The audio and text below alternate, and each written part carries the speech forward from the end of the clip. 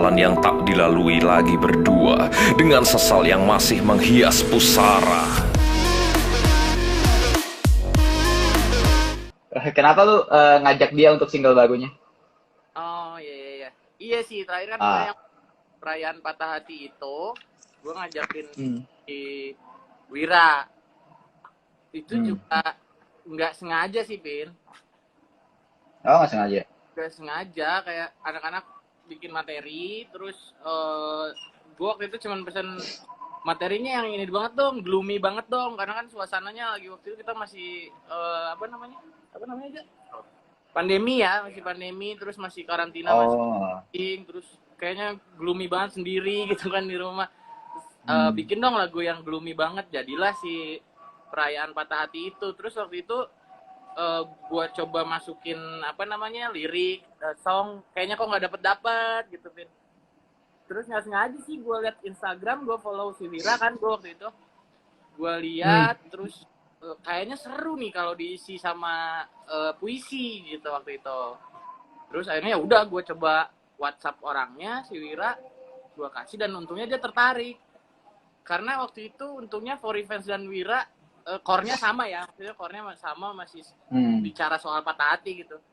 Akhirnya ya udah gue ajakin, dia mau. Cepet banget tuh, dalam semalam dia ngasih puisinya, kirim ke For Revenge, ya udah dapet lah akhirnya gitu sih. Berarti sebenarnya awalnya nggak ada niatan kolaborasi sama Wira atau sama yang lain. Hmm? Berarti awalnya sebenarnya nggak ada niatan kolaborasi sama Wira atau sama yang lain. Nggak ada sama sekali sih tadinya, Hmm. ya sendiri kita. Terus ya itu ya kayak spontan, uhuy aja gitu. Oke. Apa yang bikin lo berani ngajak kolaborator non musik di single perayaan patah hati sih? Kan Wira kan stand up komedian nama penulis ya? Iya betul. Mm-mm. Apa ya, kayak gua For Revenge sih kemarin kan sempat bikin single gitu, terus gua mikir kalau kita tidak Hmm. mengeluarkan sesuatu yang aneh lagi gitu, kayaknya akan Hmm. tenggelam gitu, nggak akan jadi sesuatu yang bagus.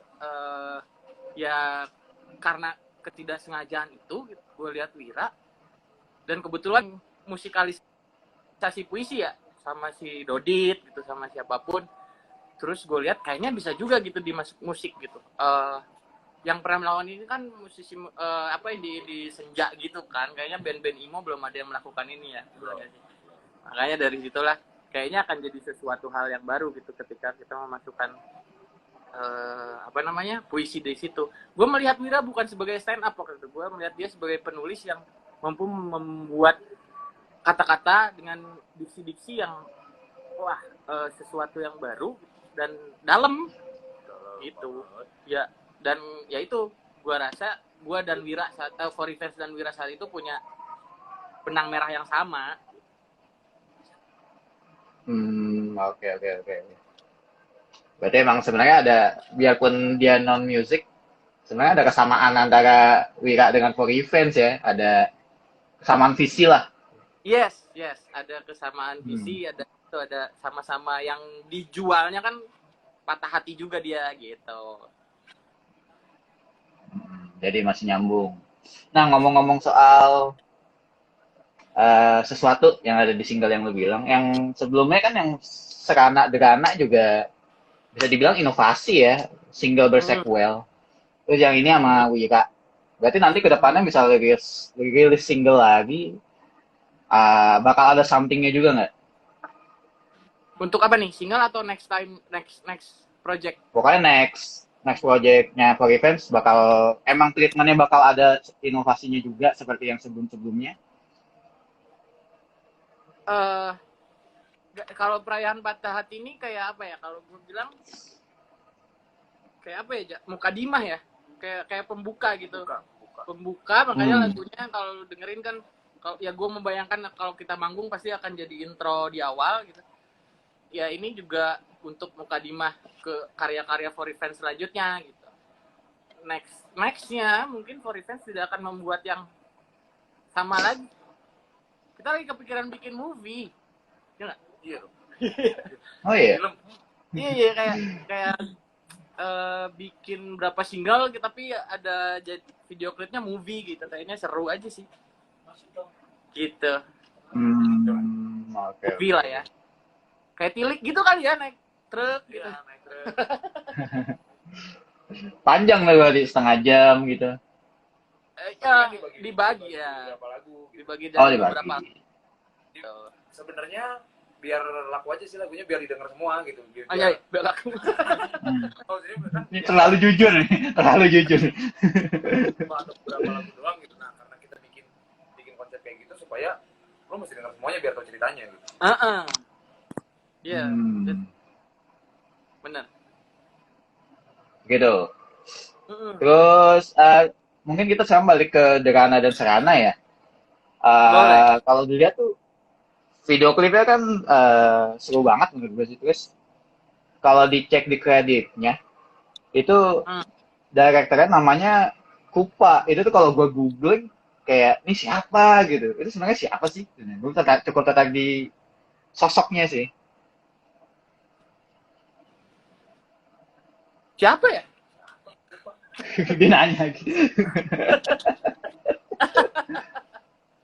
Enggak, apakah itu sebenarnya kolektif atau seseorang kan? Soalnya ketika di googling nggak ada informasinya sih. Gue cukup penasaran aja. Oke. Kamu nggak kelihatan ini Simot nih. Simot. Halo, Jumat. Kupa dalam ya dunia Nyamuk. ada dunia Handphone miring. film. Memang nggak pernah baru pertama kali dia mendirect project video klip lah ya. Dan juga ya dia baru pertama kali sih. Kalau lu pemain PUBG kayaknya tahu deh siapa Kupa itu deh, Vin. Oh, username PUBG gitu sebenarnya. Ya, username PUBG waktu itu gua tanyakan nama lu mau ditulis nggak? Janganlah, tulis aja Kupa kata dia. Nah, siapa nih Kupa? Gua kan nggak main PUBG ya. Nickname gua di PUBG kata dia gitu. Gitu. Oh, berarti itu sebenarnya orang ya, orang. Orang dong. Ya kali aja ternyata agensi apa kan bisa jadi kan. Enggak. Orang-orang. Tapi kenapa saat itu bisa milih orang yang bisa dibilang belum pernah bikin video klip sama sekali untuk garap video klip? Oke. Nah, waktu itu nih gue bercerita aja lah ya, Kupa ini Pevita Pierce. Langsung digas. Ya udah tahu lah ya PUBG, udah tahu gitu. Waktu itu gini, Lalu ada komen juga tuh. ada kan, nah tuh udah ada yang komen juga tahu. Semuanya pada komen. Waktu itu gue ngajaknya sebenarnya bukan dia. Waktu itu ngajaknya Oh ya. adalah director gue di TV gue gitu. Ada gue pernah kerjasama sama satu director, Pak Eko namanya. Memang Pak Eko nih sering inilah pada zamannya dia sering membuat video klip keren-keren, Silon Seven segala macam gitu lah. Terus gue ajakin dia, terus dia oke. Terus besoknya dia telepon gue. Ini ada orang yang mau direct video klip lu. Siapa? Gue bilang. Dia bilang gitu, Kupa. Ya Kupa. Kupa wah ya. Ya gue langsung mengiyakan. Ya ayo. Gitu. Gue tanpa pikir panjang. Walaupun dia belum pernah mendirect. Tapi kan dia secara aktrisnya portofolionya luar biasa gitu. Gue ya kenapa tidak gitu. Sama Gitu ya. Why not ya? iya sih. Ya nggak mungkin gue nolak juga sih, Vin. Ya, iya sih.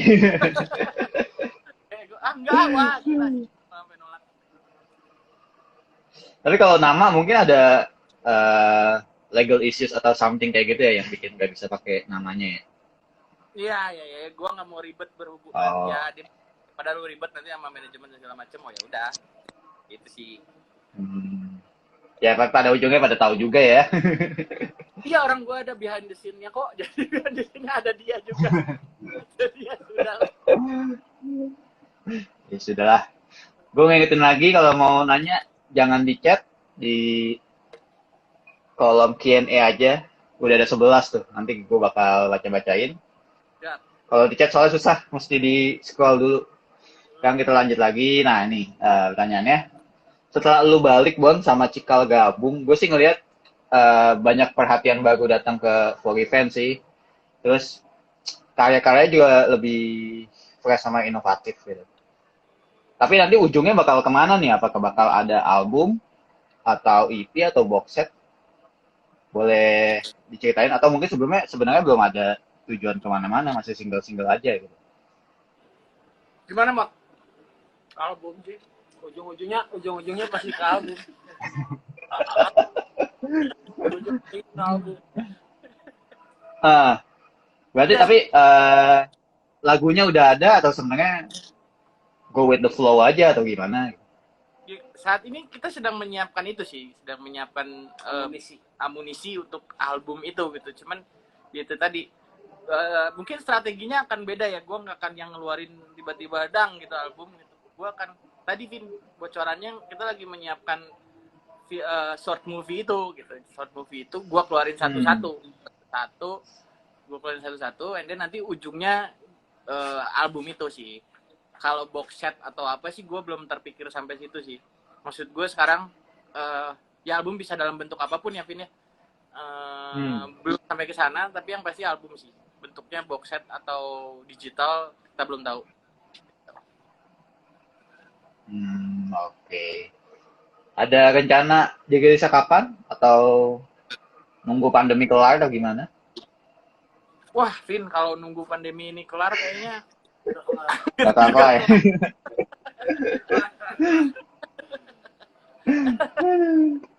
Dia juga hampir keluar.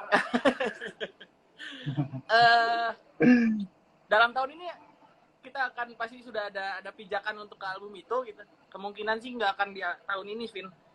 Mungkin di pertengahan tahun depan kayaknya. Ujungnya gitu. Okay. Tapi bakal diisi-isi lah ya, tanggal-tanggalnya kosong. Ya. Lu sebenarnya udah sempet manggung belum sih sama formasi baru ini? Kenapa? Sama formasi baru udah sempet manggung belum sih, For Revenge? Udah Emang? lah. Kapan? Yang sekarang nih. Yang terakhir? Sama Ras. Iya, belum kan? Belum. Belum pernah ya? Yang sama Cikal udah pernah. Ini sama yang baru belum. Gue kenal ini orang gimana? Nih Vin. Halo. Gitaris gue Vin. Halo. Halo semua. Nah, ini dulu dia. Lu apa sih band lu? Gak tahu. Dia Slap It Out terus di iya bener di Revenge the Pet pernah ya? Enggak. Oh itu Cikal, sorry. Dia dulu di salah. salah itu Cikal. Iya bener. Jadi Tapi kalau menurut lu udah rapid test semua ya? Udah. Aman. udah rapid test. Tapi kalau menurut lu formasi For Revenge sekarang gimana, Bun? Ya ini jadi yang Cimot bilang tadi amunisi baru gitu untuk For Revenge ya. Gua di Cikal terus ada Pras juga. Harusnya sih jadi apa ya? Bom ah. Apa kalau Real Madrid tuh Galacticos. Los Galacticos. Oh iya. Los Galacticos gitu. Los Galacticos. Iya. Real Madrid dong. Iya, Real Madrid kita Los Galacticos gitu kali ya. Ya ada Cikal tentunya dari band yang cukup besar juga gitu si Pras juga band sebelumnya lumayan juga di skenanya gitu. Pokoknya semua dapat di transfer musim dingin. Iya. Hasil transfer musim dingin semua gitu. Jadi harusnya jadi satu amunisi yang akan kalau senjata basoka kali ya, Fit. Lebih ya? Nuklir kali ya. Gitu. Nah ini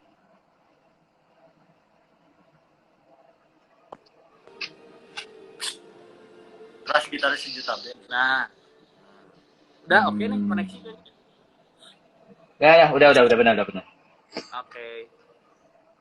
Nah, balik lagi ke perayaan Patah Hati itu kan Yap. dibikinnya pas pandemi ya. Terus ya bisa dibilang pandemi ya masalah semua orang lah, termasuk remaja juga, pembacanya Hai juga. Kalau menurut Fogi Fans nih, gimana sih sebenarnya remaja tuh untuk menghadapi pandemi kayak gimana sih baiknya? Angle. Padahal gimana nggak tahu juga ya. Gimana Vin? Anak Ya muda. kalau Fogi Fans sendiri menilai sebaiknya dalam pandemi ini kita ngapain sih sebaiknya? Betternya tuh ngapain? Oke. Harusnya sih pandemi tidak menjadi sebuah alasan untuk berhenti berkarya gitu. Walaupun caranya sekarang kan beda ya penyesuaian new normal gitu. Tapi harusnya sih dengan keadaan seperti ini justru bisa memancing kreativitas yang lebih gitu ya, Vin. Kan orang makin terjepit biasanya makin kreatif ya. Nah ini kesempatannya sebenarnya ketika lagi pandemi banyak dibatasi segala macam gitu, harusnya jadi bisa lebih kreatif lagi. Harusnya sih menyikapinya kayak gitu ya. Toh untungnya ketika pandemi ini teknologi sudah sangat siap. Jadi semua bisa dilakukan tanpa harus bertatap muka dan lain-lain gitu, Vin. Harusnya ini kayak gini ya. begini ya benar. Salah satu contohnya.